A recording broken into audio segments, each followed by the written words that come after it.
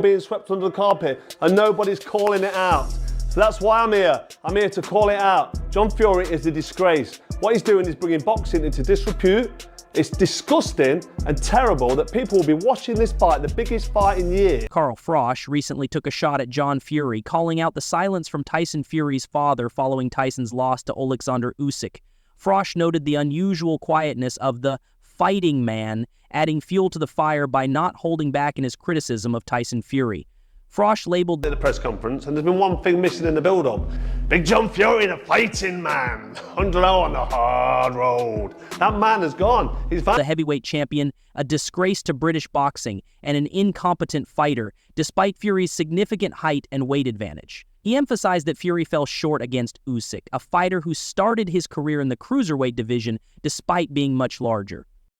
Bellew, Usyk's training partner, also joined in on the trolling, stating that if he were as tall and massive as Tyson Fury, he would dominate. 20 stone and 6'9". I've told you what I'd do. I'd fucking invade Russia. But I'm not that big and I'm not that heavy. So, like, I don't know if I could ever lose if I was that big. Dominate everyone, implying that Fury consistently underperforms given his natural physical gifts. As a former super middleweight world champion, you could have never said that Fury won that fight. So there's no complaints other than Bricktop at ringside. But like I said, he's got one eye on the prize, hasn't he? But let's be honest, the right man. Froch shared his thoughts on the fight on his YouTube channel, revealing that his scorecard aligned with the official judge's unanimous decision. Froch described the fight as competitive in the early rounds with momentum swinging back and forth. He scored the rounds close, with some being difficult to split between the two fighters. However, Froch believes Usyk started to take control around round 6 or 7, which shifted the momentum in his favor. Froch felt Usyk's performance in the later rounds solidified his victory, and he praised the Ukrainian for landing more consistent and clean punches as the fight progressed. Despite Fury's size advantage, Froch ultimately believes that Usyk deserved the win. Froch believes that Tyson Fury's performance against Oleksandr Usyk exposed his vulnerabilities, particularly as Fury began to tire in the later rounds. Something Usyk did the job this evening, got the win and retained his titles in what was a pretty intriguing fight that kind of had you sitting there watching with you. I wasn't mesmerised, but I was interested for every. Froch had anticipated. While the fight was competitive, Froch pointed out that the eye-catching shots came from Usyk, solidifying his dominance as the fight progressed. Froch criticized Frank Warren, who was ringside, for calling the fight a robbery, suggesting that Warren's emotions clouded his judgment. Froch's scorecard, which favored Usyk by 4 or 5 rounds. Usyk worked, but the eye-catching shots ultimately came from Oleksandr Usyk, who is a different class in here. He's just a class above, because when you consider the weight and matched the official judge's decision. In a bold move, Froch took aim at John Fury, claiming that Tyson's performance had disgraced British boxing. He noted John Fury's unusual silence before and after the fight, predicting that it wouldn't last long after being publicly called out. A fiery response from John Fury seemed inevitable, keeping their war of birds alive. Froch also urged Tyson to consider distancing his father from his training team ahead of a potential rematch with Usyk. This advice comes amid criticism of John Fury's disruptive behavior at the Tommy Fury vs. Darren Till press event. Tyson probably knows that actually, listen, Dad, you've got your best intentions at heart. And you want me to win, you want me to do the business. But do me a favour, stay out. Where John Fury escalated tensions by squirting water at Till, forcing security to intervene. The incident drew widespread backlash, with Froch condemning the actions as childish and self-centered. He criticized John Fury for making the event about himself, rather than letting the focus remain on the fighters. John Fury has often found himself in the spotlight for his controversial behavior, especially during events like the Tommy Fury vs. Darren Till press conference, where he was accused of stealing attention away from the fighters. Froch pointed out that John's antics are often seen as a distraction, with many suggesting that Tyson Fury just sits back, keeps his mouth shut, watches his son and wills him on to win. Maybe he's in the camp, maybe he's helping him and just keeping the distance and letting the real trainers do the job. But yeah, no Big John Fury, I missed him. Where's John? Where's Big John? Fury's focus could improve if he distanced himself from his father's chaotic presence. Despite Tyson's recent loss to Oleksandr Usyk, Froch emphasized that his father's actions have done more harm than good, and some are now questioning if Tyson's preparation and mindset could be better without John Fury constantly stirring up drama.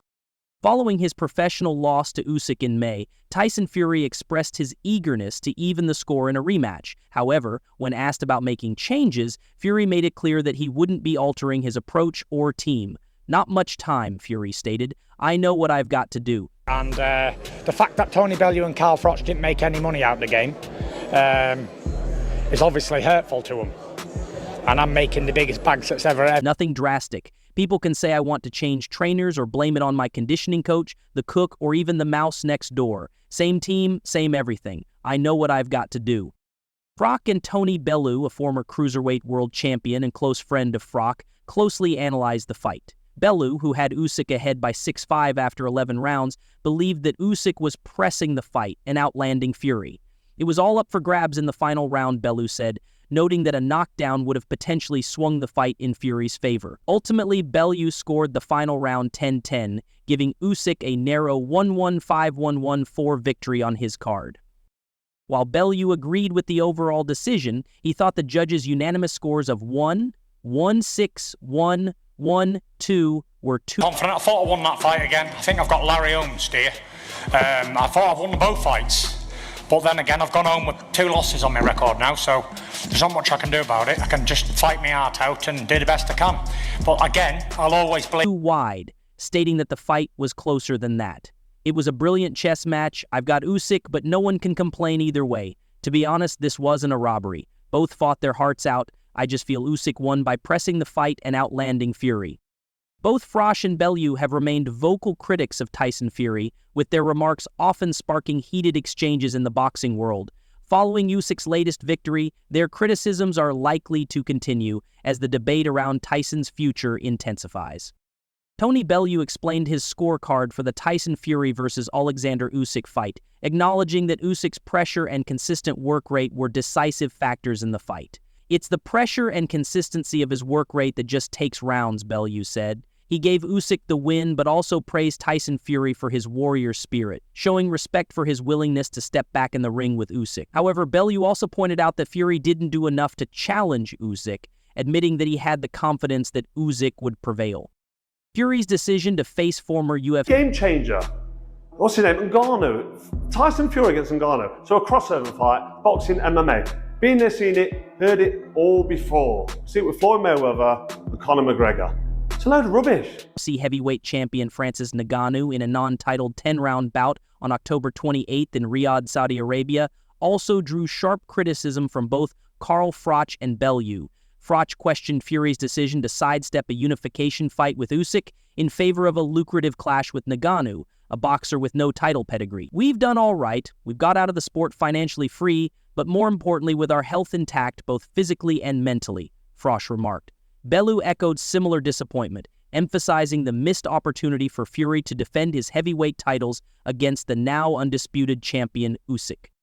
Unsurprisingly, Fury responded to his critics, dismissing Froch and Bellew's comments as rooted in jealousy. It's not classy, is it? To talk about money, it's not classy at all.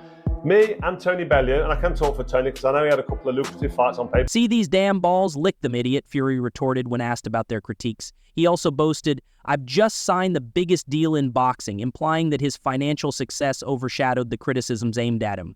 Fury further claimed that the fact Froch and Bellew had not made any significant money in the sport was obviously hurtful to them. Fury's decision to prioritize a big-money fight with Ngannou over a unification bout has left fans and experts divided, with some viewing it as a reflection of ambition, while others see it as opportunism. His outspoken remarks continue to generate controversy, with figures like Froch calling, "We've done all right. We've got out of the sport financially free, with, more importantly, our health intact, with physically and mentally." out his lack of humility. Froch responded to Fury's dismissal of critics by stating, "It's not classy to talk about money at all. Me and Tony, we've done all right. We've got out of the sport with our health intact, financially free, and in a good place."